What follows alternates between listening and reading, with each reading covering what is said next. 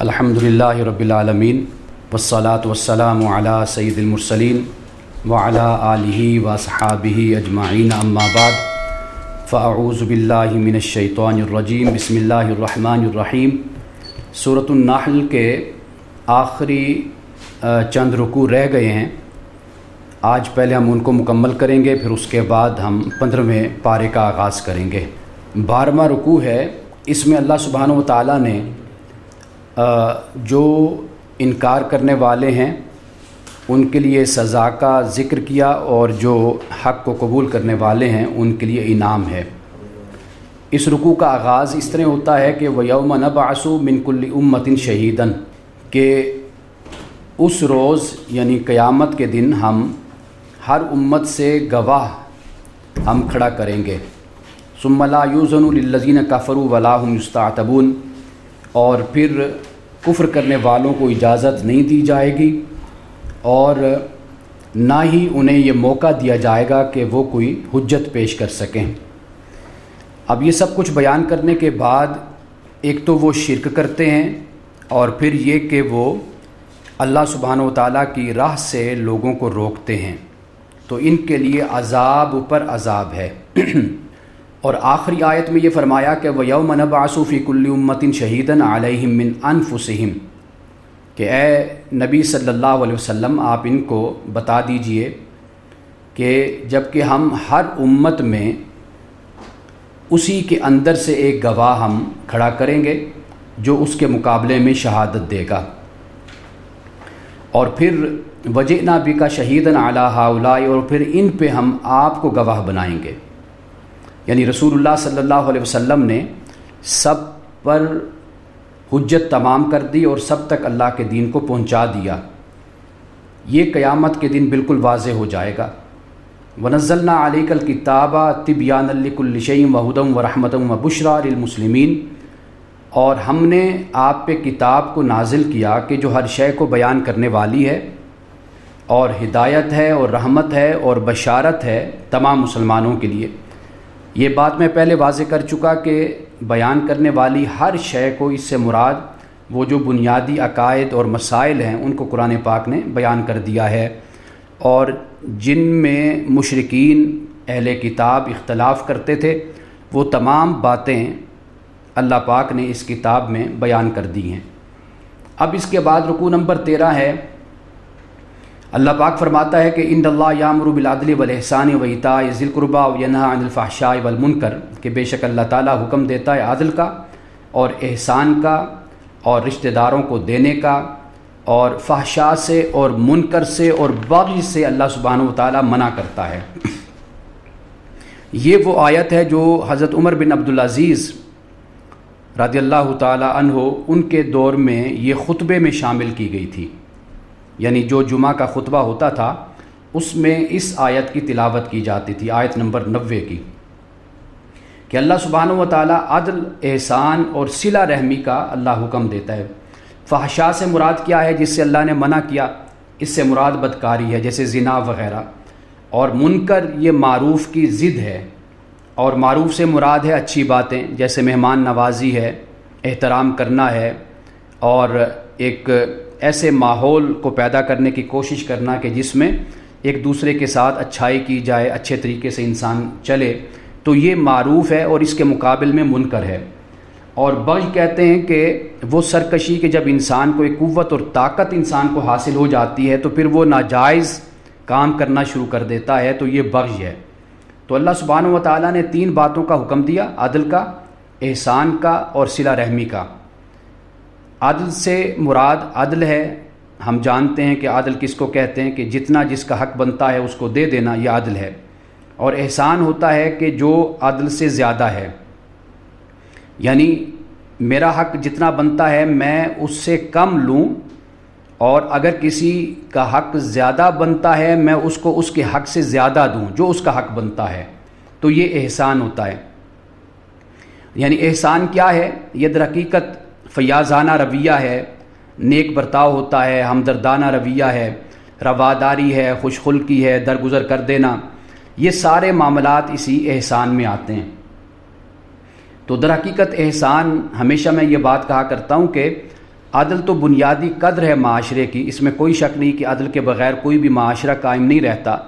لیکن معاشرے کا جو حسن ہے، جو خوبصورتی ہے، جو جمال ہے، وہ در حقیقت احسان ہے۔ یعنی جتنا کسی کا حق بنتا ہے اتنا تو دینا ہی چاہیے، لیکن اگر اس سے زیادہ دیا جائے تو یہ احسان ہے۔ اللہ سبحانہ و تعالیٰ نے ہم سب کو اس بات کی تلقین کی ہے کہ اللہ سے جو عہد کیا اس کو بھی ہم پورا کریں، اور جو ہم ایک دوسرے کے ساتھ عہد کرتے ہیں اس کو بھی پورا کریں۔ یہاں پر ایک مثال اللہ سبحانہ و تعالیٰ نے دی ہے کہ وَلَا تَكُونُوا كَالَّتِي نَقَضَتْ غَزْلَهَا مِن بَعْدِ قُوَّةٍ أَنْكَاثًا، کہ تم اس عورت کی طرح نہ ہو جاؤ کہ جس نے محنت سے سوت کاتا اور پھر اسے خود ہی ٹکڑے ٹکڑے کر ڈالا۔ یعنی کہ تم بڑی شد و مد سے تم عہد کرتے ہو، وعدہ کرتے ہو، اور پھر اس کے بعد اپنے وعدے کو اور عہد کو تم توڑ ڈالتے ہو، تو یہ رویہ تمہیں اختیار نہیں کرنا چاہیے۔ تو گویا کہ تم نے اس عورت کی طرح یہ کام کیا کہ جس نے بڑی محنت کی، سود کاتا، اور پھر اس کے بعد خود ہی اس کو بکھیر دیا، اس کو ٹکڑے ٹکڑے کر دیا اور اپنی محنت کو ضائع کر دیا۔ اب اس کے بعد جو آیت نمبر 94 ہے، اس میں بہت ہی اہم بات ہے ہم سب کے لیے۔ فرمایا وَلَا تَتَّخِذُوا أَيْمَانَكُمْ دَخَلًا بَيْنَكُمْ، کہ تم اپنی قسموں کو فریب کا ذریعہ مت بناؤ آپس میں، فَتَزِلَّ قَدَمٌ بَعْدَ ثُبُوتِهَا، کہ تمہارے اس عمل سے ایسا نہ ہو کہ جس کے قدم اسلام میں جم رہے ہوں اس کے قدم اکھڑ جائیں۔ یعنی مراد یہ ہے کہ ایک شخص اسلام کی طرف راغب ہوتا ہے، اسلام قبول کرنا چاہتا ہے، لیکن جب تمہارا کردار مسلمانوں کا دیکھتا ہے تو اسلام سے بدظن ہو جاتا ہے۔ تو تم ایسا نہ کرو، ورنہ اگر ایسا ہو گیا تو وَتَذُوقُوا السُّوءَ، تو تم ضرور چکھو گے عذاب، بِمَا صَدَّتُمْ عَن سَبِيلِ اللَّهِ، اس وجہ سے کہ تم نے اللہ کی راہ سے روکا، وَلَكُمْ عَذَابٌ عَظِيمٌ، اور تمہارے لیے بڑا عذاب ہوگا۔ اب اندازہ کر لیجئے کہ یہاں پہ بڑی اہم بات بیان کر دی گئی ہے کہ اگر ہمارا اخلاق، کردار ایسا ہے کہ کوئی غیر مسلم ہے کہ ابھی وہ اسلام کی طرف راغب ہو رہا ہے، اسلام قبول نہیں کیا، اور وہ یہ چاہتا ہے کہ میں اسلام قبول کر لوں اس لیے کہ اسلام بڑا اچھا مذہب ہے اور اس میں احسان کی، عدل کی تعلیم ہے، اور فحشاء اور منکر سے اور بغض سے منع کر دیا گیا ہے، اسلام کی تعلیمات سے متاثر ہوتا ہے، لیکن جب وہ کسی مسلمان کے اخلاق اور کردار کو اور معاملہ فہمی کو دیکھتا ہے اور معاملات کو لے کر چلنے کا طریقہ دیکھتا ہے کہ اس میں بدعہدی ہے، جھوٹ ہے، فریب ہے، تو وہ کہتے ہیں کہ اگر اسلام اس کو نہیں بدل سکا تو میں اسلام کو قبول کر کے کیا کروں گا، تو وہ اسلام کو پھر قبول نہیں کرتا۔ تو اللہ سبحانہ و تعالیٰ یہاں پر اس بات کو بیان کرتا ہے گویا کہ تم نے اللہ کی راہ میں رکاوٹ کھڑی کر دی۔ اب اس کے بعد اللہ پاک نے کم قیمت پر جو اللہ سے عہد کیا جاتا ہے اس کو بیچنے سے یا اس کو خریدنے سے اللہ تعالیٰ نے منع کیا، یعنی اس کو ترجیح نہیں دینی چاہیے کہ اللہ کے عہد کو چھوڑ کر کسی اور چیز کو ہم قبول کر لیں۔ اور اس کے بعد بہت ہی خوبصورت بات یہ ہے کہ ما عندکم ینفد وما عند اللہ باق، جو اللہ کے پاس ہے وہ تو باقی ہے اور جو تمہارے پاس ہے وہ فنا ہونے والا ہے۔ وہ جو کچھ بھی ہے، یعنی انسان مکر و فریب کے ذریعے سے، جھوٹ سے اور کرپشن سے، بدعنوانی سے، بددیانتی سے کماتا تو ہے، لیکن اللہ پاک نے بتا دیا کہ تمہارے پاس جو کچھ بھی ہے وہ تو فنا ہو جانا ہے، اور اللہ کے پاس جو کچھ ہے وہ باقی رہنے والا ہے۔ اب اللہ کے پاس کیا ہے؟ اللہ کے پاس جنت ہے، انعام و اکرام ہے، اللہ کے پاس جزا ہے، اللہ کے پاس اپنے مومنین کے لیے باغات ہیں، نہریں ہیں، تو وہ سب کچھ ہے جو ہمیشہ رہنے والا ہے۔ اور اس کے بعد اللہ پاک نے واضح طور پر مرد اور عورت کی تفریق کے بغیر یہ فرمایا کہ جو بھی اچھا کام کرے، مرد ہو یا عورت، اور وہ مومن ہو، تو اللہ پاک فرماتا ہے کہ ہم اس کو خوبصورت زندگی، پاکیزہ زندگی ہم اس کو عطا کریں۔ وَلَنَجْزِيَنَّهُمْ أَجْرَهُمْ بِأَحْسَنِ مَا كَانُوا يَعْمَلُونَ، اور یہ آخرت میں ایسے لوگوں کو ان کے اجر، ان کے بہترین اعمال کی وجہ سے ان کو یہ اجر دیا جائے گا ان کو۔ اب اس کے بعد اللہ پاک نے فرمایا کہ جب تم قرآن کو پڑھتے ہو تو شیطان مردود سے اللہ کی پناہ لے لیا کرو، یعنی اللہ سے عرض کیا کرو کہ مولا تو ہمیں اپنی پناہ عطا فرما، شیطان مردود کے حملوں سے ہمیں تو محفوظ کر لے۔ اللہ پاک نے واضح طور پہ بیان کر دیا کہ شیطان کا کنٹرول ہرگز ایمان والوں پر نہیں ہے، اور ان پر بھی نہیں جو اللہ پر توکل کرنے والے ہیں۔ اور کن پر کنٹرول ہوتا ہے شیطان کا؟ کہ جو شیطان کو دوست بنا لیتے ہیں، اور وہ کون لوگ ہیں؟ وہ مشرک لوگ ہیں۔ اب اس کے بعد رکوع نمبر 14 ہے، اس میں واضح طور پر یہ بتا دیا گیا کہ قرآن مجید اللہ کی کتاب ہے، اور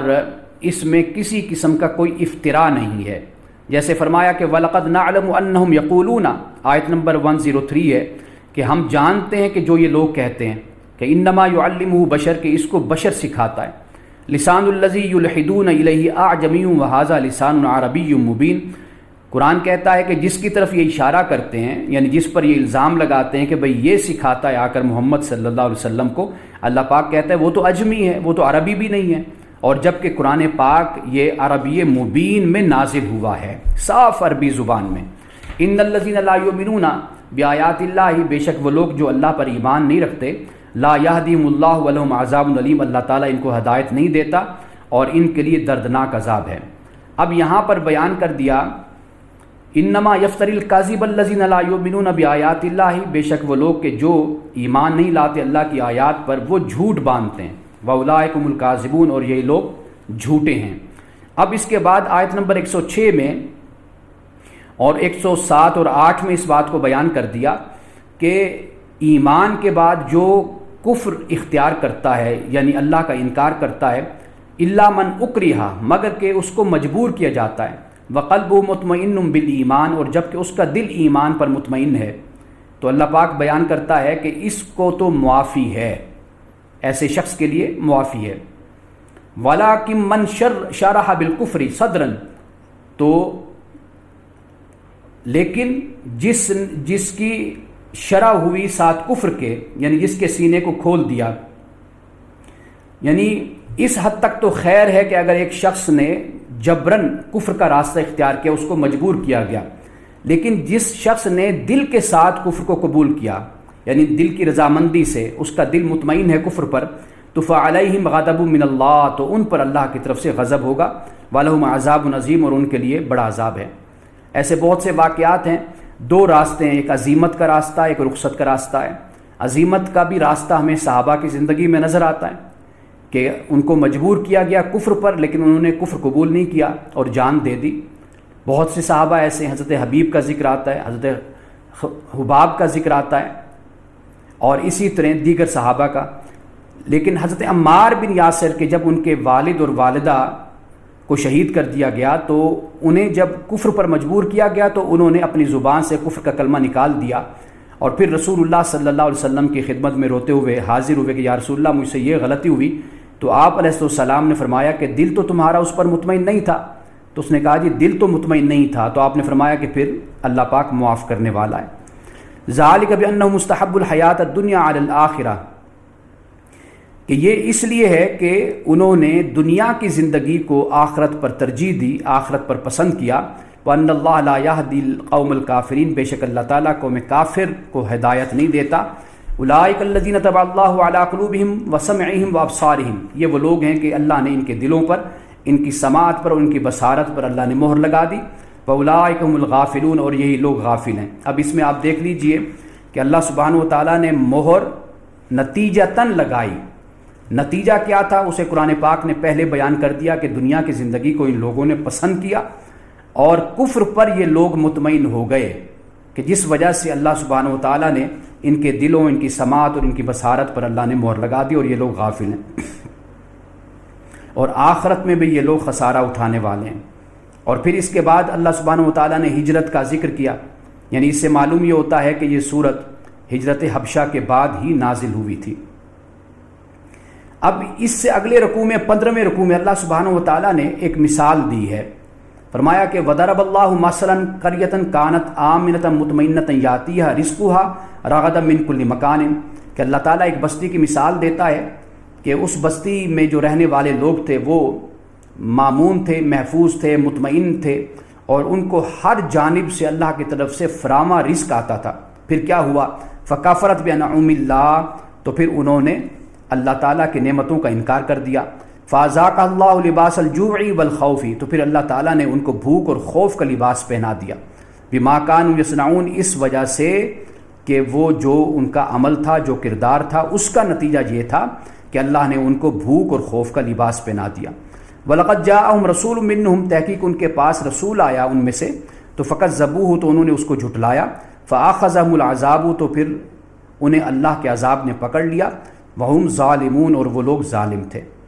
اب اس کے بعد رزق حلال کا بھی ذکر، طیب کا بھی ذکر کر دیا، اور اللہ سبحانہ و تعالیٰ نے اس بات کی تعلیم دی کہ تم اللہ سبحانہ و تعالیٰ کا شکر ادا کرو اگر تم اسی کی عبادت کرتے ہو۔ اور پھر اس کے بعد جن چیزوں کو حرام کیا گیا ان کو بیان کر دیا گیا، میتہ کو، دم کو، لحم الخنزیر کو،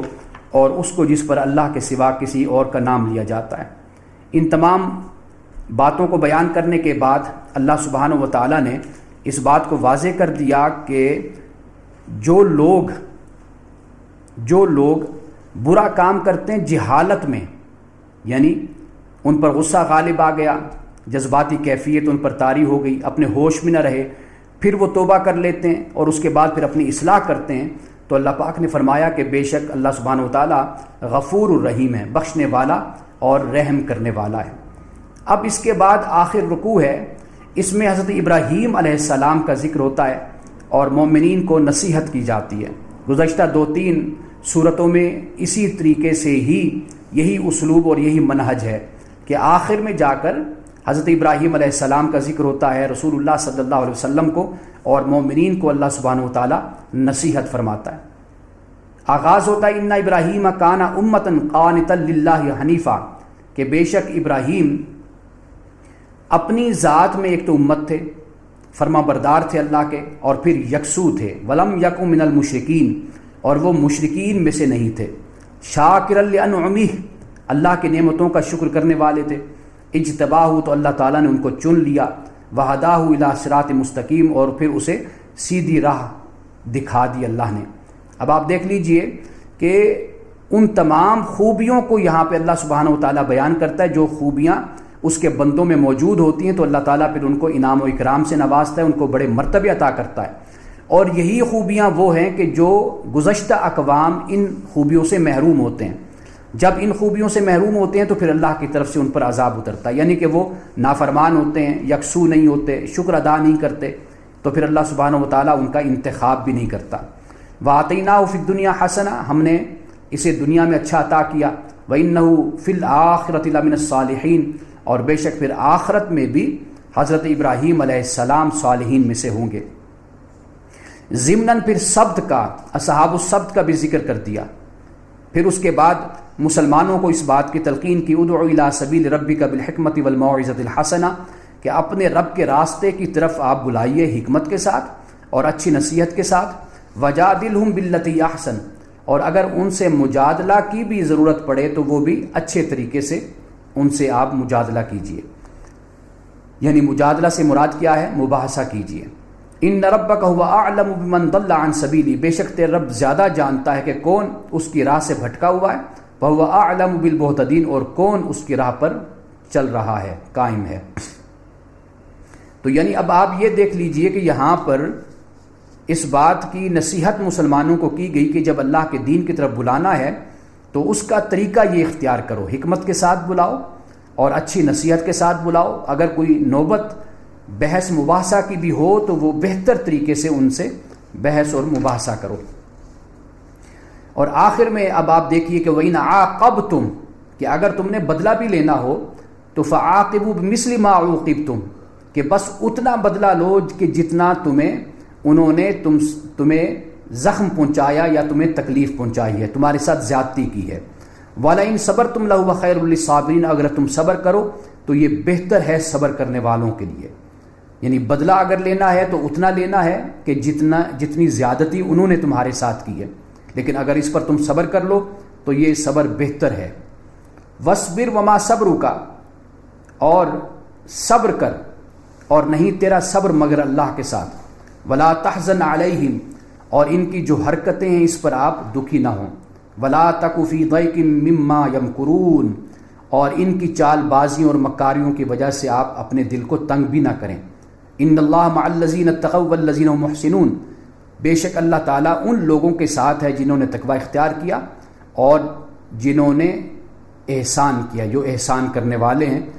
نیک کام کرنے والے ہیں، اللہ سبحانہ و تعالیٰ ان کے ساتھ ہے۔ اس پر سورۃ النحل کا اختتام ہوتا ہے۔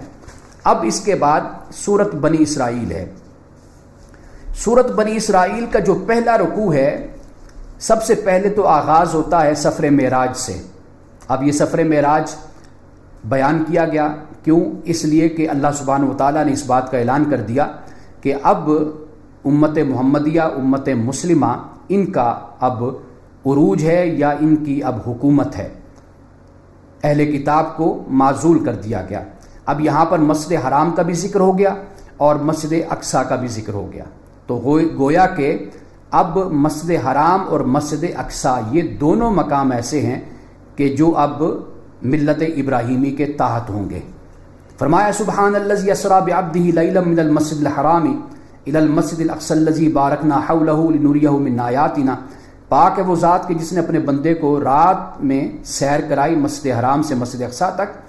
کہ جس کے آس پاس اللہ نے فرمایا کہ ہم نے برکتیں رکھ دی تاکہ ہم اسے اپنی نشانیاں دکھائیں۔ انہ هو السمیع البصیر، بے شک اللہ ہی سمیع بصیر ہے۔ اب اس میں اختلاف ہے کہ آیا کہ یہ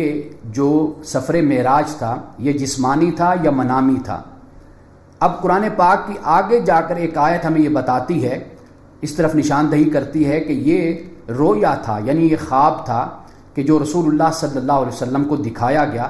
یعنی سفر معراج آپ کا خواب میں ہوا تھا۔ حضرت عائشہ صدیقہ رضی اللہ تعالیٰ عنہ کا بھی یہی نظریہ ہے، حضرت امیر معاویہ کا بھی یہی نظریہ ہے، اس کے علاوہ دیگر صحابہ کا بھی،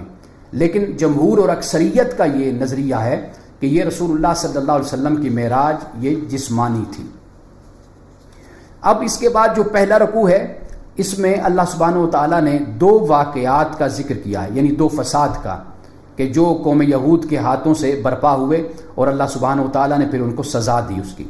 یعنی جب بھی انہوں نے سرکشی اختیار کی، توحید کا انکار کیا، اللہ کی شریعت کا انکار کیا، نافرمان اور سرکش ہوئے، تو اللہ سبحانہ و تعالیٰ نے پھر ان کی سرکوبی کی۔ لیکن اس کے بعد پہلی آیت کے بعد یہ فرمایا وَآتَيْنَا مُوسَى الْكِتَابَ، اور ہم نے موسیٰ کو کتاب دی، وَجَعَلْنَاهُ هُدًى لِبَنِي إِسْرَائِيلَ، اور ہم نے اس کو ہدایت بنایا بنی اسرائیل کے لیے، اللہ تتخذوا من دونی وکیلا، کہ تم میرے سوا کسی کو بھی وکیل نہ بناؤ، اور اسی طرح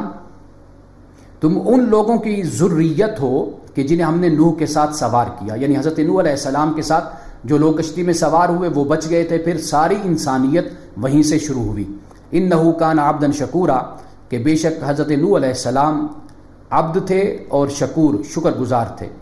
اب دو واقعات کا ذکر ہوتا ہے کہ اللہ سبحانہ و تعالیٰ نے کس طرح، ویسے تو دیگر واقعات بھی رونما ہوئے لیکن یہ دو واقعات بڑے اہم ہیں کہ جن کا ذکر یوں کہہ لیجئے کہ ان دو واقعات میں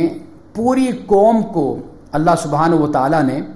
ایک لحاظ سے نیست و نابود کر دیا، ان کو تباہ و برباد کر دیا، اس لیے ان دو واقعات کا یہاں پر ذکر ہوتا ہے۔ یعنی پہلا فساد حضرت داؤد نے اس کے بارے میں خبردار کیا تھا، یسعیاہ نے خبردار کیا، یرمیاہ نے خبردار کیا، حزقیل علیہ السلام، ان سب نے خبردار کیا تھا اس فساد سے متعلق۔ اور پھر دوسرا جو فساد ہے وہ حضرت مسیح علیہ السلام نے اس کے بارے میں تنبیہ کی تھی۔ اب قرآن پاک کہتا ہے وَقَضَيْنَا إِلَىٰ بَنِي إِسْرَائِيلَ فِي الْكِتَابِ، کہ ہم نے اپنی کتاب میں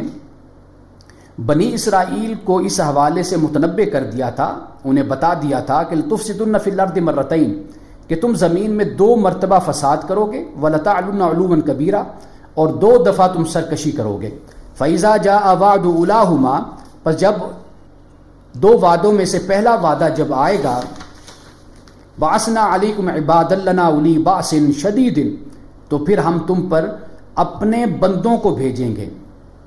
اولی باسن شدیدن، یہ وہ بندے ہوں گے جو بہت ہی سخت ہوں گے، فجاسو خلال الدیار، جو تمہارے شہروں میں گھس جائیں گے، وکان وعد مفعولا، اور پھر جو اللہ کا وعدہ ہے وہ تو ہو کر ہی رہتا ہے۔ یعنی یہ پہلا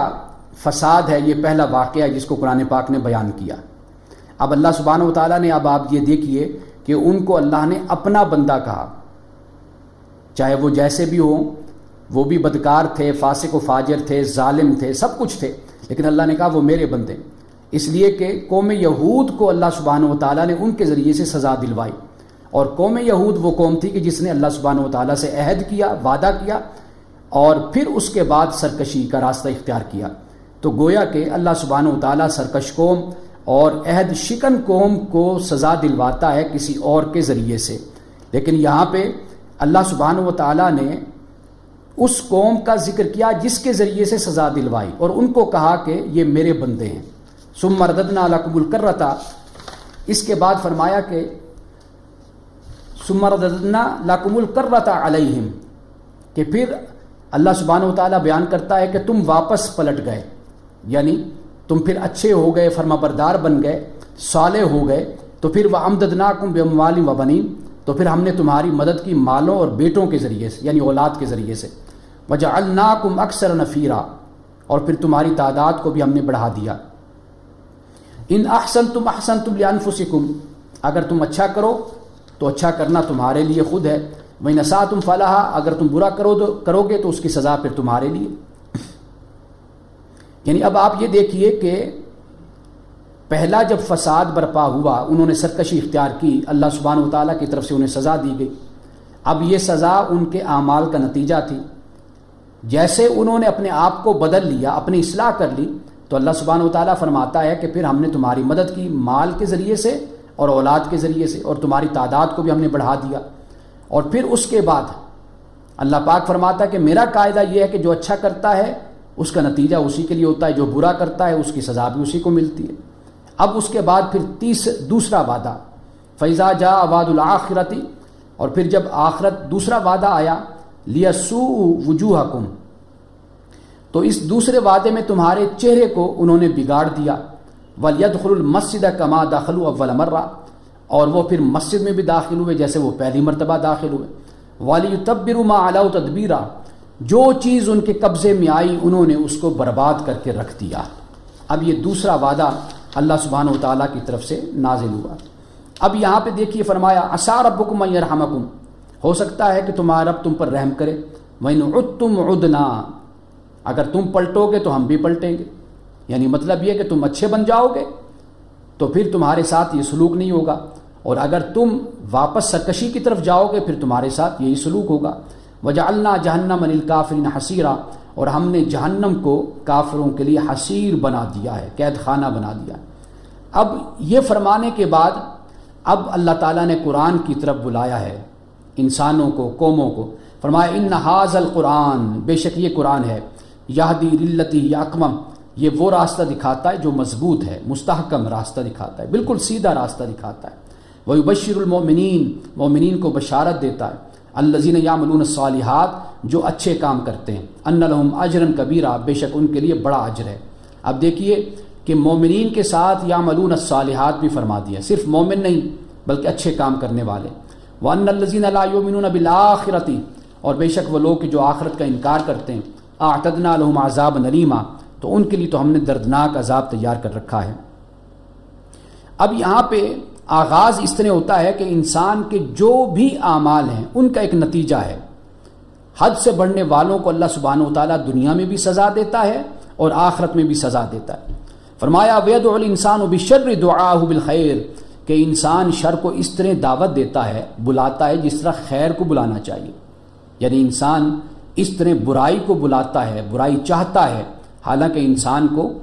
بھلائی مانگنی چاہیے اللہ سے۔ وَكَانَ الْإِنسَانُ عَجُولًا، اور انسان تو ہے ہی جلد باز۔ اب اس کے بعد اللہ سبحانہ و تعالیٰ نے دن اور رات کو بیان کیا کہ یہ بھی اللہ تعالیٰ کی ایک بہت بڑی نعمت ہے جو انسان کو اللہ نے عطا کی ہے، اور بالکل فائنلی بات آیت نمبر 13 میں کر دی کہ اللہ پاک نے فرمایا وَكُلَّ إِنسَانٍ أَلْزَمْنَاهُ طَائِرَهُ فِي عُنُقِهِ، ہر انسان کا جو شگون ہے ہم نے اس کے گلے میں ڈال رکھا ہے، لٹکا دیا ہے۔ وَنُخْرِجُ لَهُ يَوْمَ الْقِيَامَةِ كِتَابًا يَلْقَاهُ مَنشُورًا، اور پھر ہم قیامت کے روز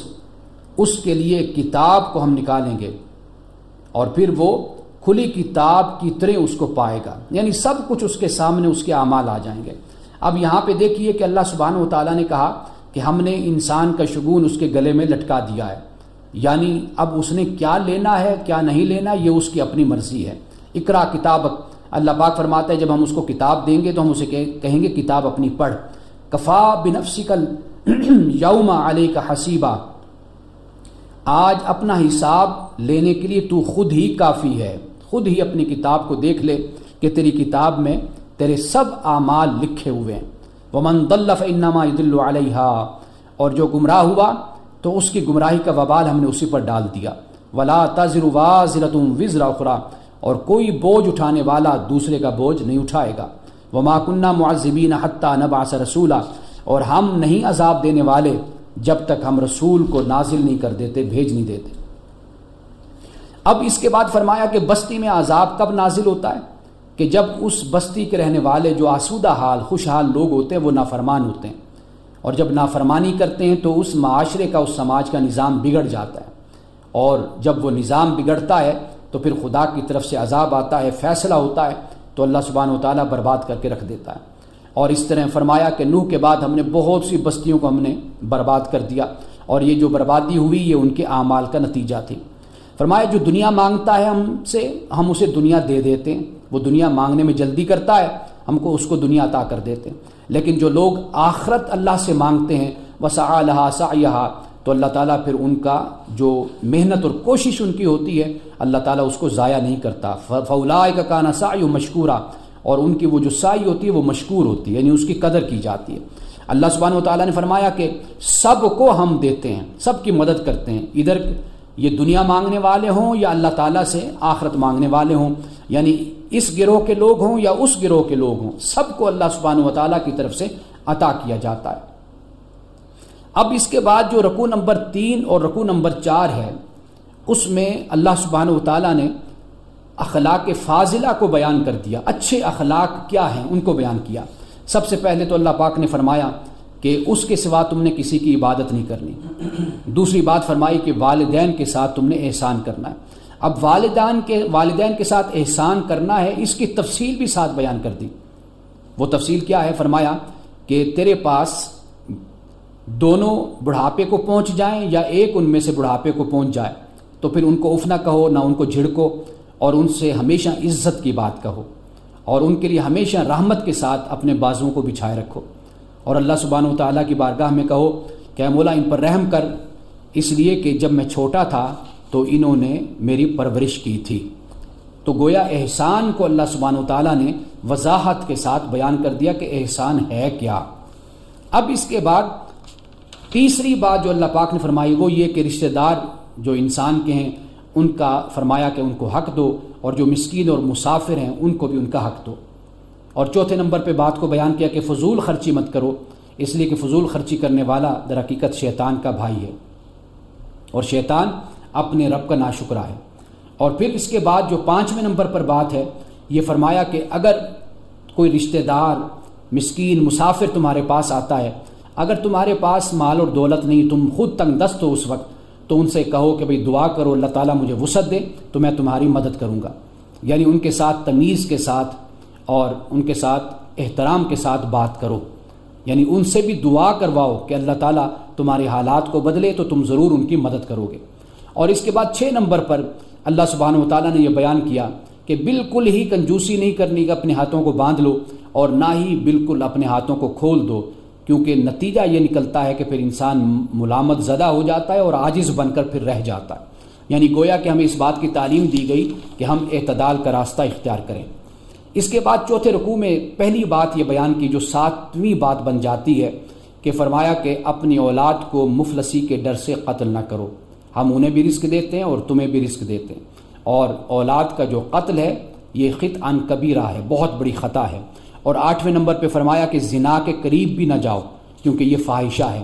قریب نہ جانے سے مراد یہ ہے کہ وہ عوامل، وہ اسباب، وہ محرکات کے جو تمہیں اس بڑے گناہ کے قریب لے کر جائیں، ان محرکات سے بھی اپنے آپ کو بچاؤ۔ اور 9ویں نمبر پہ یہ فرمایا کہ کسی شخص کا تم قتل نہیں کر سکتے مگر حق کے ساتھ، یعنی حق سے مراد یہ کہ جیسے کوئی قاتل ہے تو اس کو سزا دینی ہے، تو قاتل کی سزا کیا ہے؟ قتل ہے۔ اسی طرح فساد فی الارض ہے، محاربہ کی سزا ہے، وہ تو قتل ہے، لیکن ایسے ہی کسی کی جان لینا اللہ پاک نے فرمایا کہ یہ بہت بڑا گناہ ہے۔ اب 10ویں نمبر پر فرمایا کہ یتیم کا مال اس کے قریب بھی نہ جاؤ، یہاں پر بھی یہی فرمایا، یہ نہیں فرمایا کہ ولا تاکلوا، قرآن پاک میں یہ بھی فرمایا ہے ولا تاکلوا اموال الیتامى، یتیموں کا مال نہ کھاؤ، لیکن یہاں پہ فرمایا کہ یتیم کے مال کے قریب بھی نہ جاؤ، یعنی وہ عوامل، وہ اسباب کہ جس سے تمہارے اندر یہ رجحان اور یہ توجہ پیدا ہو کہ تم یتیم کا مال کھاؤ، اس طرف بھی کبھی منہ نہ کرو۔ اس کے بعد 11ویں نمبر پہ فرمایا کہ عہد کو پورا کرو، اور 12ویں نمبر پہ فرمایا کہ کیل کو اپنے پیمانے کو بھر کر دو، یعنی پورا پورا دو، اور جو تولو اسے بھی ٹھیک ٹھیک تولو۔ اس کے بعد 13ویں نمبر پہ فرمایا کسی ایسی چیز کے پیچھے مت لگا کرو جس کا تمہیں علم نہیں ہے۔ ان السمع والبصر والفؤاد، کہ بے شک سماعت، بصارت اور دل یہ سب ہیں جن سے سوال کیا جائے گا۔ یہاں پر فؤاد فرمایا، قلب نہیں فرمایا، اس لیے کہ قلب در حقیقت انسان کا وہ صلاحیت ہے، انسان کی وہ جوہر ہے کہ جو سوچتا ہے انسان جس کے ذریعے سے، یعنی سوچنے کی صلاحیت، تدبر تفکر کی صلاحیت وہ قلب کے ساتھ ہے۔ اور جو فؤاد ہے اس میں جذبات ہیں، احساسات ہیں، محبت ہے، نفرت ہے۔ یہ اللہ نے بیان کر دیا کہ اللہ پاک کل قیامت کے دن سماعت، بصارت اور فؤاد ان کے بارے میں تم سے پوچھے گا۔ اور 14ویں نمبر پہ یہ فرما دیا کہ زمین پر اکڑ کر نہیں چلنا، انک لن تخرق الارض ولن تبلغ الجبال طولا، کہ ہرگز تو زمین کو نہیں پھاڑ سکتا اور نہ تو پہاڑوں کی بلندیوں کو چھو سکتا ہے، یعنی اپنی چال ڈھال میں عاجزی پیدا کرو۔ اب اس کے بعد جو 5واں رکوع ہے، اس میں اللہ سبحانہ و تعالیٰ نے آخرت پر ایمان کا ذکر بھی کیا، اور یہ جو اچھے اخلاق ہیں یہ کبھی بھی آخرت پر ایمان لائے بغیر انسان کے اندر پیدا نہیں ہو سکتے، اس لیے کہ جب جواب دہی کا تصور انسان میں پیدا ہوتا ہے کہ میں نے اللہ کی بارگاہ میں جانا ہے، حاضری دینی ہے، تو پھر انسان اپنے اخلاق اور اپنے کردار کی طرف بھی توجہ کرتا ہے۔ اب اس کے بعد جو آیت نمبر 41 ہے، یعنی جس سے 5واں رکوع شروع ہوتا ہے، یہ آیت وہ ہے کہ جو سورۃ بنی اسرائیل میں اور سورۃ الکہف میں کئی جگہ پر مختلف انداز میں اس بات کو بیان کیا گیا ہے۔ فرمایا وَلَقَدْ صَرَّفْنَا فِي هَٰذَا الْقُرْآنِ لِيَذَّكَّرُوا، ہم اس قرآن میں مختلف انداز یعنی پھیر پھیر کر آیات کو بیان کرتے ہیں، یذکروا، تاکہ لوگ نصیحت حاصل کریں۔ وما یزیدہم الا نفورا، لیکن تصریف آیات سے ان کافروں میں نفرت کے سوا کسی اور چیز کا اضافہ نہیں ہوتا۔ آگے فرمایا کہ اے نبی صلی اللہ علیہ وسلم آپ کہہ دیجئے کہ اگر اللہ کے ساتھ کوئی اور خدا بھی ہوتے جیسے یہ لوگ کہتے ہیں تو پھر وہ بھی عرش کی طرف راستہ بنانے کی کوشش کرتے، وہ یہ چاہتے کہ وہ بھی عرش کی طرف چڑھ جائیں، جبکہ اللہ کی ذات پاک ہے اور بلند ہے اس سے جو یہ لوگ کہتے ہیں۔ اب اس کے بعد اللہ سبحانہ و تعالیٰ نے قرآن پاک کے متعلق یہ فرمایا کہ جب آپ قرآن کی تلاوت کرتے ہیں تو ہم آپ کے اور ان کے درمیان جو لوگ ایمان نہیں لاتے ایک حجاب ہم پیدا کر دیتے ہیں، ایک غلاف ہم چڑھا دیتے ہیں، اور ہم ان کے دل پر اکنہ پردہ ڈال دیتے ہیں، ان یفقہوا، کہ یہ سمجھ سکیں، وفی آذانہم وقرا، اور ان کے کانوں میں بوجھ پیدا کر دیتے ہیں۔ وَإِذَا ذَكَرْتَ رَبَّكَ فِي الْقُرْآنِ وَحْدَهُ، اور جب تو قرآن میں اپنے ایک رب کا ذکر کرتا ہے تو وَلَّوْا عَلَىٰ أَدْبَارِهِمْ نُفُورًا، تو یہ لوگ منہ پھیر کر نفرت کے ساتھ چلے جاتے ہیں۔ اب اس کے بعد اللہ سبحانہ و تعالیٰ یہ فرماتا ہے کہ کفار و مشرکین کا جو نظریہ ہے وہ یہ کہ وقالو، اب اس کو مختلف انداز میں یہاں پر بیان کیا جا رہا ہے کہ یہ لوگ کہتے ہیں اِذَا كُنَّا عِظَامًا وَرُفَاتًا أَإِنَّا لَمَبْعُوثُونَ خَلْقًا جَدِيدًا، کہ جب ہم صرف ہڈیاں اور خاک بن کر رہ جائیں گے تو کیا پھر نئے سرے سے ہمیں پیدا کیا جائے گا؟ یعنی جب ہم خاک ہو جائیں گے، ریزہ ریزہ ہو جائیں گے، ہڈیاں ہماری بکھر جائیں گی، تو کیا پھر ہمیں اٹھایا جائے گا؟ اب دیکھیے اللہ پاک نے کیا فرمایا، قل، اے نبی آپ کہہ دیجئے، کونوا حجارۃ او حدیدا، کہ تم پتھر ہو جاؤ یا لوہا ہو جاؤ، او خلقا مما یکبر فی صدورکم، یا تخلیق کے حوالے سے کوئی بڑی چیز تمہارے سینوں میں ہے۔ تم یہ سمجھتے ہو، مثال کے طور پر تم تو یہ کہتے ہو نا کہ ہم مٹی ہو جائیں گے، ہم ریزہ ریزہ ہو جائیں گے، کیا پھر ہمیں اللہ پیدا کر لے گا؟ اللہ پاک فرماتا ہے تم لوہا بن جاؤ، تم پتھر بن جاؤ، یا اس سے بھی کوئی بڑی چیز تمہارے ذہن میں ناممکن سی چیز ہو وہ بھی تم سوچ لو، تو فَسَيَقُولُونَ مَن يُعِيدُنَا، تو یہ لوگ کہیں گے کون ہمیں لٹائے گا؟ قُلِ الَّذِي فَطَرَكُمْ أَوَّلَ مَرَّةٍ، اے نبی کہہ دیجئے کہ جس نے تمہیں پہلی مرتبہ تمہیں پیدا کیا تھا نا، وہی ذات تمہیں پھر اٹھائے گی، تمہیں دوبارہ پیدا کرے گی، تمہیں لٹائے گی۔ فَسَيُنْغِضُونَ إِلَيْكَ رُؤُوسَهُمْ وَيَقُولُونَ مَتَىٰ هُوَ، اور پھر یہ اپنے سروں کو مارتے ہوئے کہتے ہیں متا ہوا کہ تو یہ پھر قیامت کب آئے گی؟ قُلْ عَسَىٰ أَن يَكُونَ قَرِيبًا، اے نبی صلی اللہ علیہ وسلم آپ یہ کہہ دیجئے کہ ممکن ہے کہ وہ قریب ہو۔ اب اس کے بعد اللہ سبحانہ وتعالیٰ نے قانون جزا و سزا کو بھی بیان کیا اور عذاب کا بھی پھر ذکر رکوع نمبر 6 میں کر دیا۔ لیکن ایمان والوں کو کیا نصیحت فرمائی؟ وَقُلْ لِعِبَادِي، اے نبی اپنے بندوں سے، میرے بندوں سے کہہ دیجئے، یقول التی ہی احسن، کہ جب بات کرتے ہیں تو پھر احسن طریقے سے بات کیا کریں۔ ان شیطان ینزغ بینہم، کہ شیطان کی کوشش یہ ہوتی ہے کہ ان کے دلوں میں دوریاں پیدا کر دے۔ ان شیطان کان للانسان عدوا مبینا، کہ بے شک شیطان تو انسان کا کھلا دشمن ہے۔ ربکم اعلم بکم، تمہارا رب زیادہ جانتا ہے، ان یشاء یرحمکم، اگر وہ چاہے تو تم پر رحم کرے، او ان یشاء یعذبکم، اگر وہ چاہے تو تمہیں عذاب دے۔ وما ارسلناک علیہم وکیلا، اے نبی صلی اللہ علیہ وسلم ہم نے آپ کو ان پر وکیل بنا کر نہیں بھیجا۔ اب اس کے بعد دیکھیے کہ جن کو انہوں نے اپنا معبود بنایا، وہ ان کے ہیرو ہیں، ان کے بزرگ ہیں، ان کے بڑے ہیں، ان کے علماء ہیں، ان کے مشائخ ہیں، جن کو انہوں نے اپنا معبود بنا لیا اللہ کے سوائے، جن کو یہ پکارتے ہیں، آواز دیتے ہیں۔ اولئک الذین یدعون، آیت نمبر 57 ہے کہ یہ وہ لوگ کہ جو بلاتے ہیں، جن کو آواز دیتے ہیں، بلاتے ہیں، وہ چاہتے ہیں یبتغون الی ربہم الوسیلہ، کہ وہ اپنے رب کی طرف وسیلہ چاہتے ہیں، ایہم اقرب، کہ ان میں سے کون زیادہ اللہ کے قریب ہوتا ہے، ویرجون رحمتہ، وہ خود اللہ کی رحمت کے طلبگار ہوتے ہیں، ویخافون عذابہ، اور اللہ کے عذاب سے وہ ڈرتے ہیں۔ یعنی یہ کون لوگ ہیں؟ یہ وہ ہیں کہ جن کو یہ پکارتے ہیں۔ اب یہ بت تو نہیں ہو سکتے، یعنی جو پتھر کے بنائے یا لکڑی کے بنائے ہوئے بت تو نہیں ہیں۔ واضح بات ہے کہ یہ ان کے گزشتہ علماء ہیں، بزرگ ہیں، ان کو جو احترام کا درجہ وہ دیتے تھے، ان کو پھر اپنے معاملات میں اللہ کا شریک بھی ٹھہراتے تھے۔ تو یہ ان کے بارے میں کہا کہ بھئی وہ تو خود عاجز بندے ہیں، ان کی تو اپنی حالت یہ ہے کہ وہ اللہ کی طرف وسیلہ تلاش کرتے ہیں، اور وہ اس بات کو چاہتے ہیں کہ وہ اللہ کا قرب حاصل کریں، اور وہ اپنے رب کی رحمت کی امیدوار بھی ہیں، اور اللہ کے عذاب سے وہ ڈرتے بھی ہیں۔ ان عذاب ربک کان محذورا، اور اللہ کا عذاب واقعی سی بات کا حق ہے کہ اس سے ڈرا جائے۔ اب اس کے بعد آیت نمبر 60 ہے اسی رکوع کی۔ اب جو میں بات سفر معراج کے حوالے سے کہہ رہا تھا وہ یہاں پر بیان کی گئی ہے۔ فرمایا وَإِذْ قُلْنَا لَكَ إِنَّ رَبَّكَ أَحَاطَ بِالنَّاسِ، اور جب ہم نے آپ سے کہا کہ بے شک تیرا رب لوگوں کا احاطہ کرنے والا ہے، اللہ تعالیٰ نے لوگوں کو گھیر رکھا ہے۔ وَمَا جَعَلْنَا الرُّؤْيَا الَّتِي أَرَيْنَاكَ إِلَّا فِتْنَةً لِلنَّاسِ، اور نہیں ہم نے آپ کو دکھایا جو ہم نے آپ کو دکھایا مگر یہ آزمائش ہے لوگوں کے لیے۔ اور وَالشَّجَرَةَ الْمَلْعُونَةَ فِي الْقُرْآنِ، اور شجرہ ملعونہ جس کا ذکر قرآن میں ہے، یعنی زقوم درخت کا ذکر جو آگ میں ہوگا، جہنم میں ہوگا، اس کا ذکر بھی قرآن میں ہے، یہاں پر بیان کیا۔ ایک تو یہ رویا خواب، اور دوسرے نمبر پہ وہ درخت۔ فرمایا کہ یہ دونوں چیزیں یہ ہم نے ان کفار کے لیے آزمائش بنا دیا ہے، یہ دونوں آزمائش ہیں۔ یعنی جب رسول اللہ صلی اللہ علیہ وسلم نے ذکر کیا، اپنے سفر معراج کا ذکر کیا، تو کفار نے اس کا انکار کیا کہ یہ کیسے ممکن ہو سکتا ہے، اور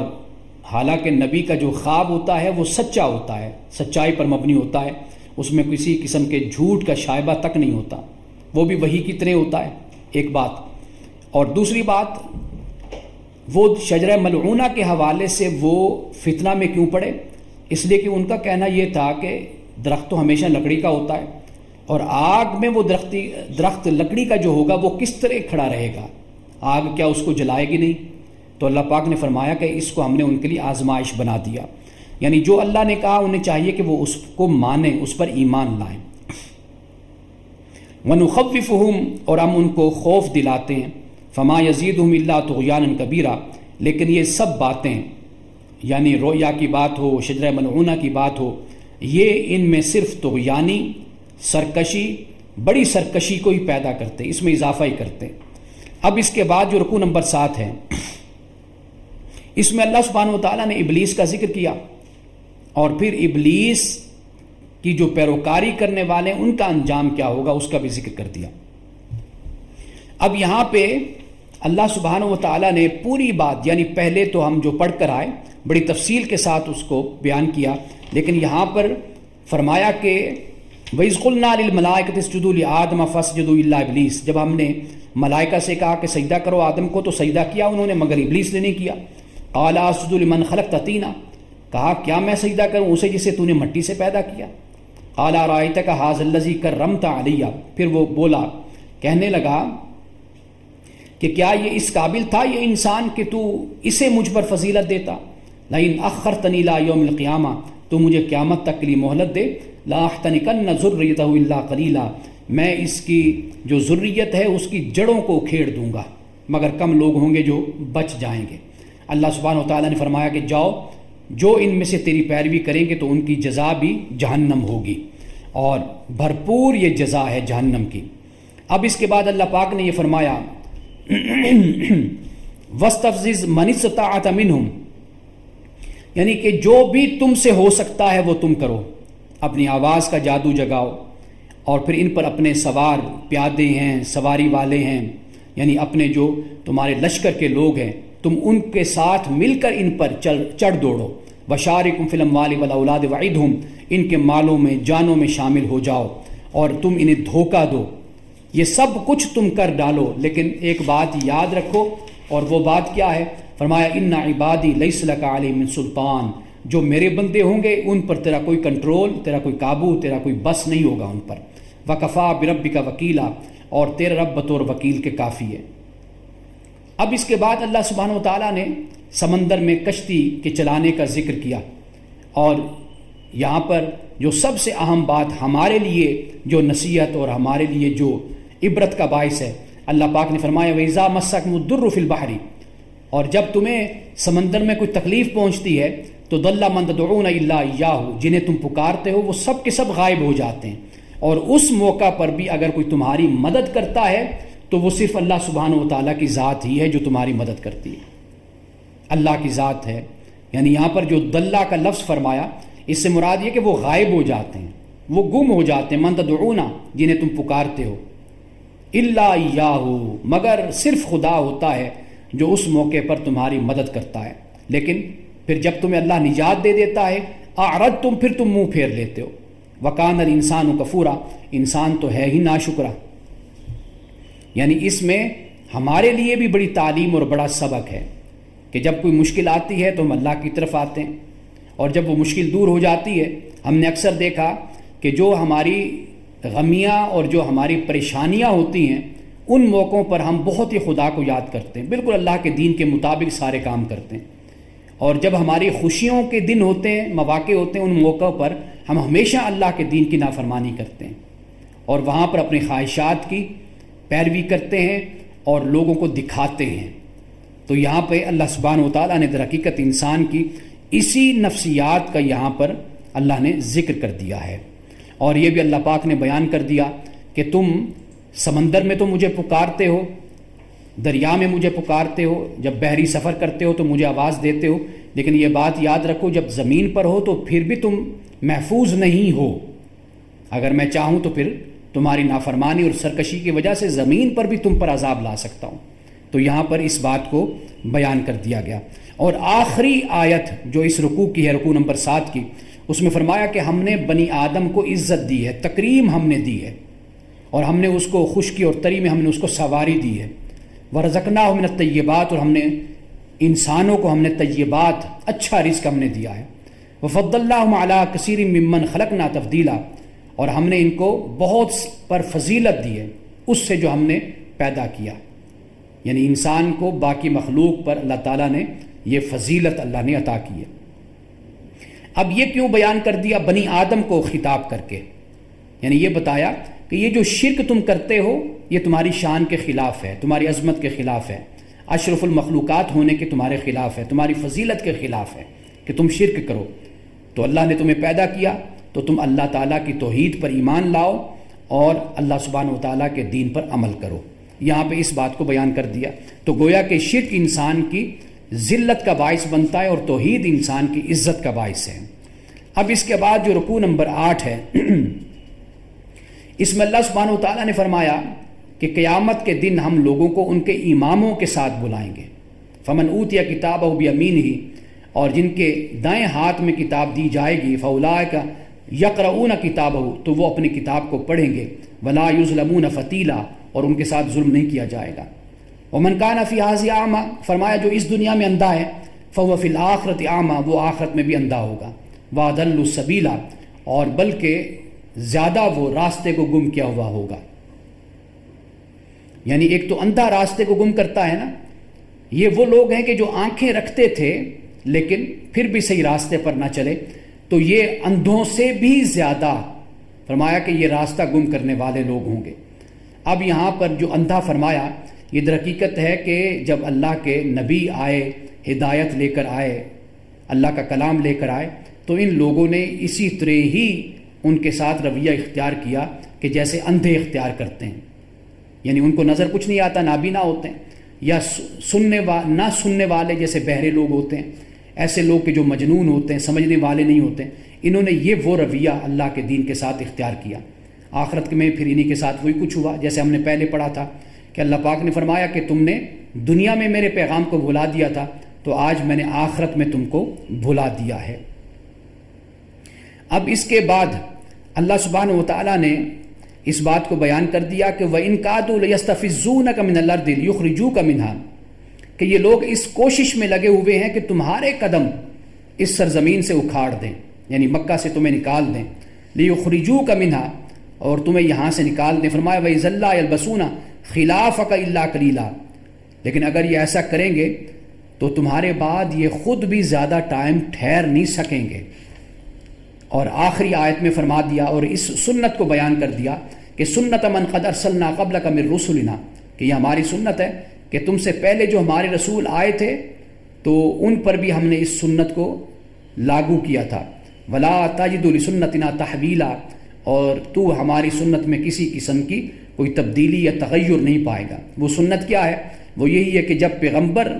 زمین سے چلا جاتا ہے، اس علاقے سے جہاں اس کو رسول بنا کر بھیجا جاتا ہے، جب وہ نکل جاتا ہے تو پھر جو بعد میں رہنے والے لوگ ہوتے ہیں ان کی مہلت ختم ہو جاتی ہے۔ اس لیے فرمایا وَإِذًا لَّا يَلْبَسُونَ خِلَافَكَ إِلَّا قَلِيلًا، کہ یہ بھی آپ صلی اللہ علیہ وسلم کے بعد زیادہ دیر کے لیے ٹھہر نہیں سکیں گے۔ اب رکوع نمبر 9 ہے، اس میں آغاز نماز سے ہوتا ہے، 5 وقت کی نماز اور تہجد سے،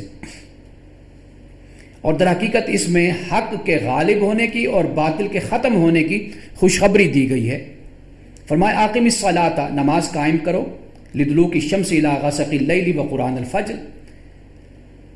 آفتاب کے زوال سے لے کر رات کے اندھیرے تک، یعنی یہ 5 کی 5 نمازیں اس میں شامل ہو گئی۔ وقرآن الفجر، اور فجر کے وقت قرآن کا التزام بھی کرو، قرآن کی تلاوت کرو، ان قرآن الفجر کان مشہودا، اور جو فجر کا قرآن ہے، جو تلاوت ہے، یہ مشہود ہوتا ہے، یہ اللہ کی بارگاہ میں حاضر کیا جاتا ہے۔ وَمِنَ اللَّيْلِ فَتَہَجَّدْ بِهِ نَافِلَةً، اور رات کو پھر آپ تہجد بھی پڑھو، نافلۃ اللہ کا یہ فرض کے علاوہ ہے۔ عسیٰ ان یبعثک ربک مقاما محمودا، اور اللہ تعالیٰ آپ کو مقام محمود پر فائز کرے گا۔ یعنی یہ بات میں اکثر طور پر جو میرے اس درس میں ہمیشہ پورا سال شامل ہوتے رہتے ہیں وہ میری اس بات کو جانتے ہیں کہ میں ہمیشہ یہ بات کہتا ہوں کہ رسول اللہ صلی اللہ علیہ وسلم کا پسندیدہ عمل،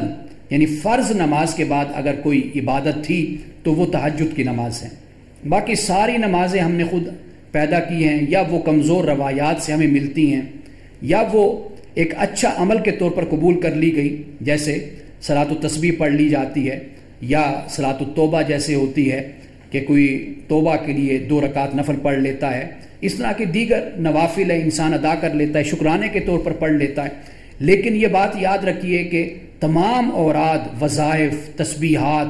جو ہم کرتے ہیں ان سب سے اعلیٰ افضل کام یہی ہے کہ اگر ہمیں توفیق اللہ تعالیٰ دے تو ہم تہجد کی نماز کا اہتمام کریں، فرض نماز بھی پڑھیں اور پھر ہم تہجد کی نماز بھی ادا کریں۔ اب آپ دیکھیے یہ جو وطر ہم ادا کرتے ہیں عشاء کے ساتھ، یہ در حقیقت تہجد کی نماز کا حصہ تھے۔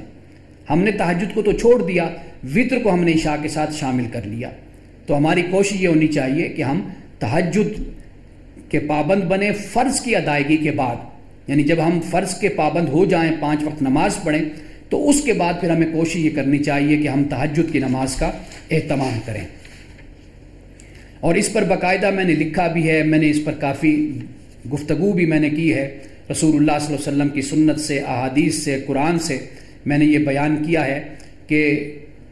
فرض نماز کے بعد سب سے زیادہ پسندیدہ عمل تہجد کی نماز ہے۔ امت کو اس کا اہتمام کرنا چاہیے، ہمارے بزرگوں نے اس کا اہتمام کیا، رسول اللہ نے اپنے صحابہ کو اسی کی تلقین فرمائی تھی۔ اس کے بعد واضح طور پر یہ بیان کر دیا کہ جب حق آ جاتا ہے تو پھر باطل چلا جاتا ہے، ان الباطل کان زہوقا، اور باطل کی فطرت میں ہے ہی مٹنا اس کی ذات میں۔ اور پھر فرمایا کہ ہم نے قرآن کو نازل کیا، یہ قرآن شفا ہے، رحمت ہے مومنین کے لیے، اور ظالموں کے لیے تو صرف اور صرف خسارے میں ہی اضافہ ہوتا ہے۔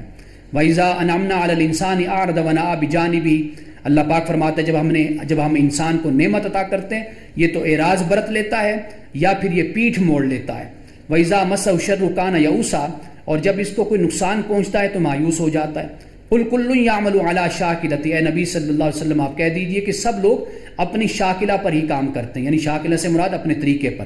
فَرَبُّكُمْ أَعْلَمُ بِمَنْ هُوَ أَهْدَىٰ سَبِيلًا، تو تمہارا رب زیادہ جانتا ہے کہ کون زیادہ ہدایت کے راستے پر ہے۔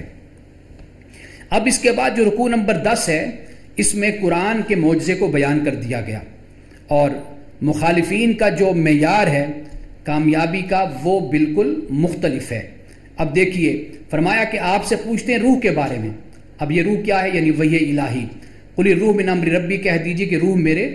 رب کے امر سے ہے۔ وما اوتیت من العلم الا قلیلا، اس کا علم کم لوگوں کو دیا جاتا ہے۔ اب اس کے بعد چیلنج قرآن کے حوالے سے بیان کیا کہ اے نبی صلی اللہ علیہ وسلم آپ کہہ دیجئے کہ اگر جمع کر لیں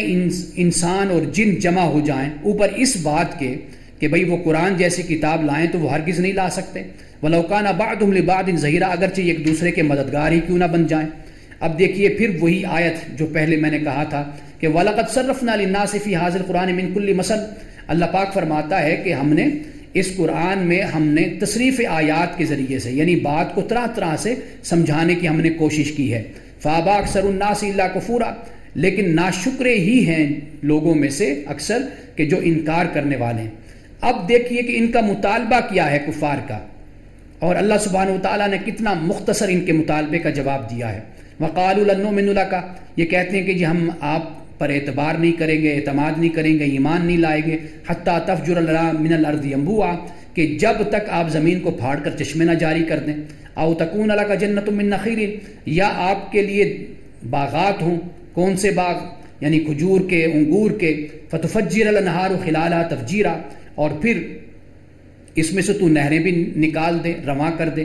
اور او تسقط السماء کما زعمت علینا کسفا، یا تو پھر ایسے ہو کہ آسمان کو ٹکڑے ٹکڑے کر کے تو ہم پر گرا دے جیسا کہ تو کہتا ہے۔ او تأتی باللہ والملائکۃ قبیلا، یا پھر اللہ کو اور ملائکہ کو میرے سامنے لے آ، ہمارے سامنے لے آؤ۔ او یکون لک بیت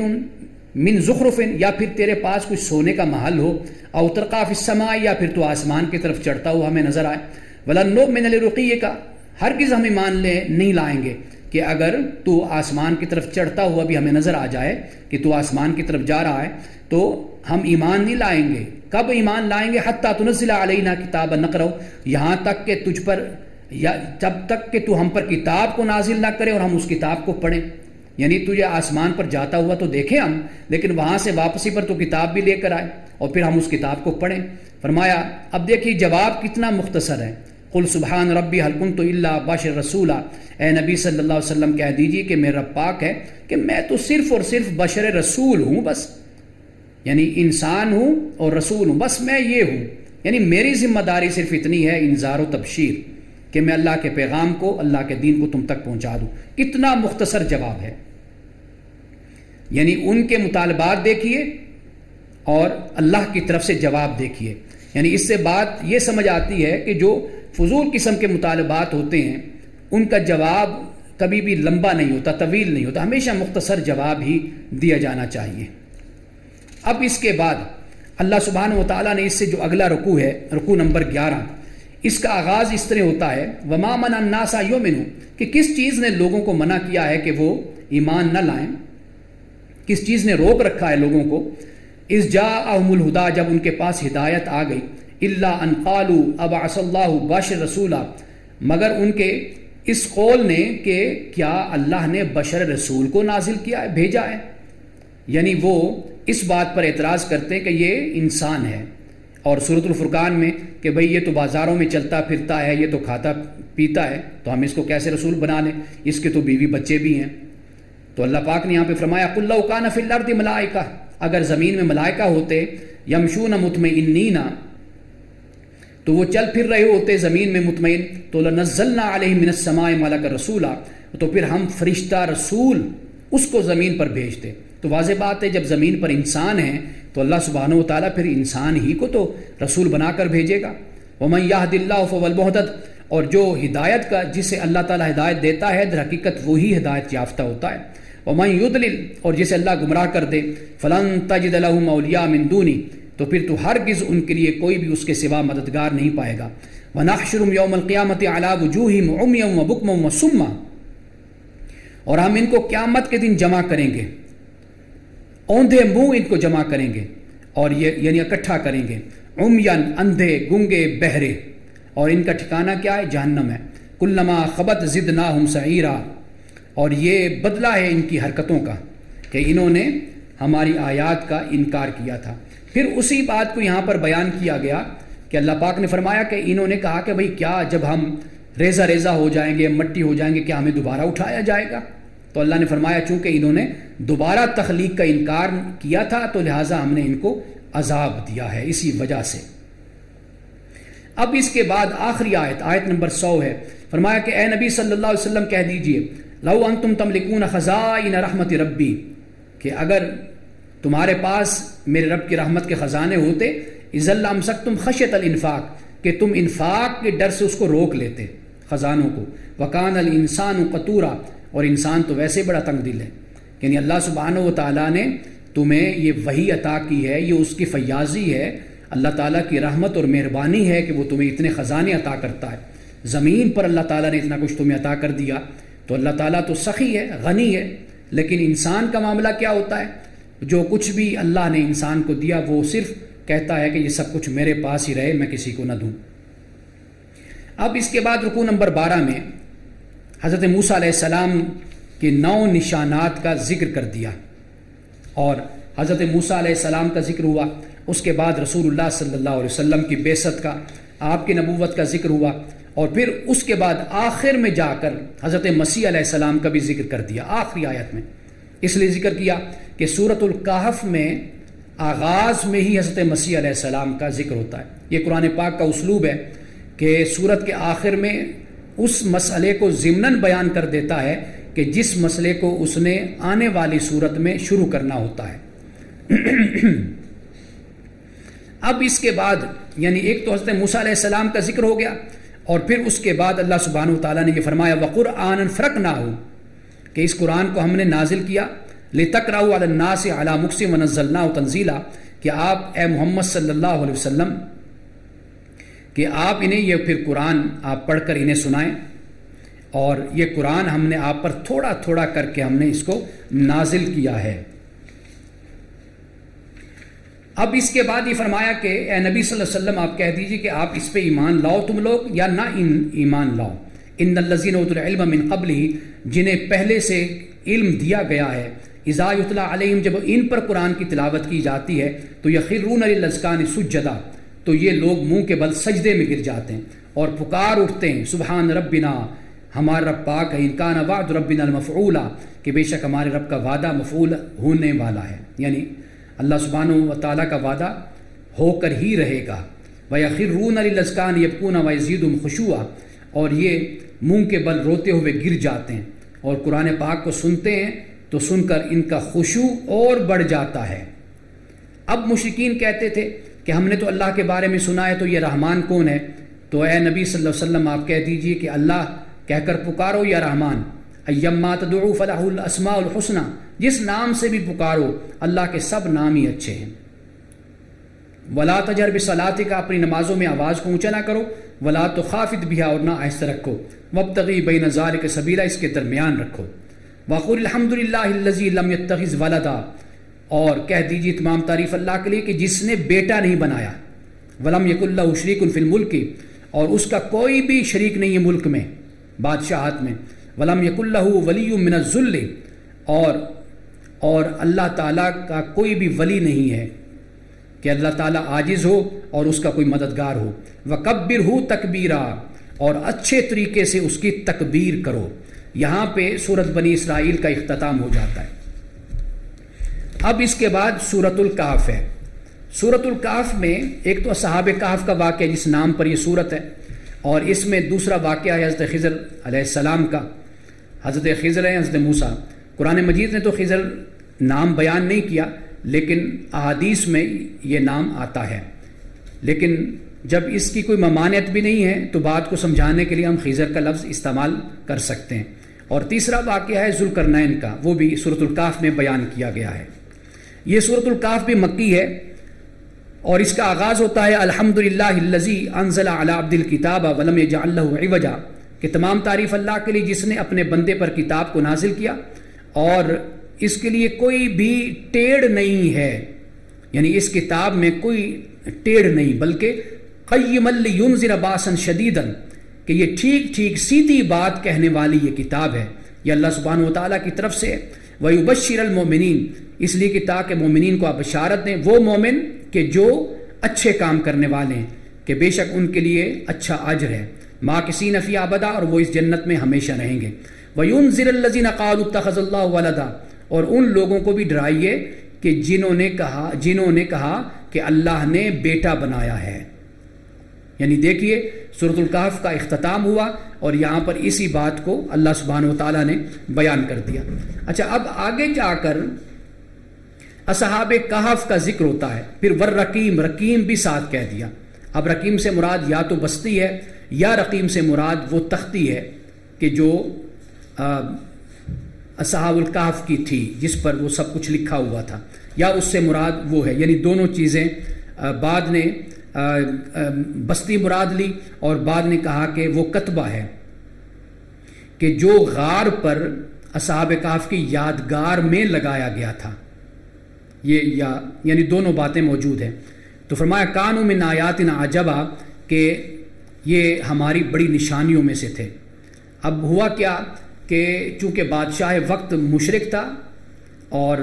وہ شرک پر جبر کرتا تھا، یہ وہ لوگ تھے، نوجوان تھے کہ جو حق پرست تھے، توحید کو ماننے والے تھے۔ انہوں نے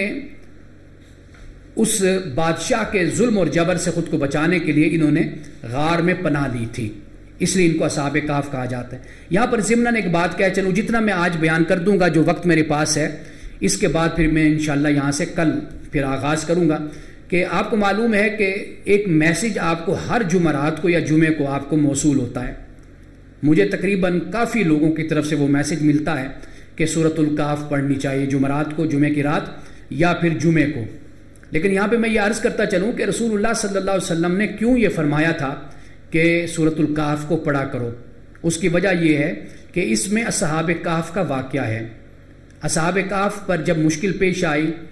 جب ان پر جبر کیا گیا کہ آپ واپس اپنے پرانے دین کی طرف، آباء و اجداد کے مذہب کی طرف آ جاؤ، شرک کی طرف آ جاؤ، تو انہوں نے شرک کو قبول نہیں کیا، انہوں نے خلوت کو اختیار کیا، یعنی وہ غار میں چلے گئے، وہاں پر وہ بیٹھ گئے۔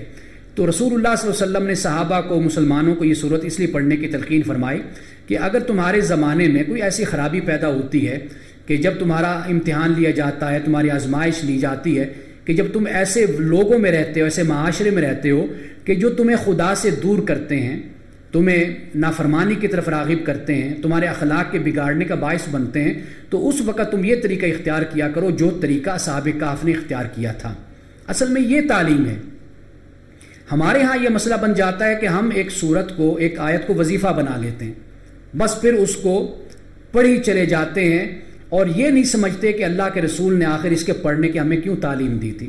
تو سورۃ الکہف کو میں کہتا ہوں کہ آج کے دور میں تو خاص طور پہ ضرور پڑھنی چاہیے۔ آج جو صورتحال ہمارے ساتھ اس وقت بیت رہی ہے کہ یہ سوشل میڈیا کا وقت ہے، زمانہ ہے، ہم ایک دوسرے کے بہت قریب ہیں، ہم ایک دوسرے کی عادات، خصائل سے بڑی واقفیت رکھتے ہیں، جہاں محبت پیدا ہوتی ہے وہاں پر بغض، کینہ، حسد بھی پیدا ہوتا ہے، وہ سیاست کی بنیاد پر بھی ہے، وہ مذہب کی بنیاد پر بھی ہے۔ یعنی گویا کہ دنیا ایک ہتھیلی کی طرح اب بن گئی ہے، موبائل ہمارے ہاتھ میں ہے، دنیا جہان کی معلومات ہمارے پاس ہوتی ہیں۔ تو یہ وہ وقت ہے کہ جو ہماری نیکیوں کو یہ ذرائع یہ وسائل ضائع کرتے ہیں. ہم ہر وقت غیبت کرتے رہتے ہیں، بغض اور کینہ کا اظہار کرتے رہتے ہیں، گالی گلوچ کرتے رہتے ہیں، اور ہر وقت خدا سے غافل ہو کر صبح سے لے کر رات تک اگر آپ کا موبائل آپ کو بتاتا ہے کہ بھئی آپ نے کتنی دیر موبائل کو استعمال کیا، میرا خیال ہے کہ ظہر عصر کے وقت تک آپ کا موبائل آپ کو بتا دے گا کہ آپ نے 7-8 گھنٹے یا 10 گھنٹے آپ نے موبائل کو استعمال کر لیا ہے. آپ اندازہ کیجئے کہ 12 گھنٹے میں سے 7-8 گھنٹے اگر آپ موبائل کو استعمال کر رہے ہیں تو یہ کتنا بڑا امتحان اور یہ کتنا بڑا فتنہ ہے کہ جو آپ کو نماز سے بھی روک دیتا ہے، قرآن سے بھی روک دیتا ہے، ماں باپ کی بات سننے سے بھی روک دیتا ہے، جو آپ کو اپنے اصل مقصد سے بھی روک دیتا ہے، اپنی ذمہ داریوں سے بھی غافل کر دیتا ہے. دفتروں میں بیٹھے ہوئے لوگ موبائل لے کر اس پر گیمیں کھیل رہے ہیں اور اپنی ذمہ داریاں ادا نہیں کرتے. سکولوں میں اساتذہ اس طرح ہیں، کالج میں یونیورسٹیز میں پروفیسر اس طرح بیٹھے ہیں، شاگرد اسٹوڈنٹس اس طرح کرتے ہیں. تو گویا کہ ہمیں جو تعلیم سورۃ الکہف سے ملتی ہے وہ یہ کہ اس کی تلاوت فقط یہ نہیں ہے کہ رسول اللہ صلی اللہ علیہ وسلم نے فرما دیا کہ بس اس کو تم پڑھتے رہو، بلکہ اس کو ترجمے کے ساتھ پڑھو، اس کو سمجھو. اس میں سبق یہ پوشیدہ ہے کہ جب ایسا کوئی وقت اور زمانہ تم پر آئے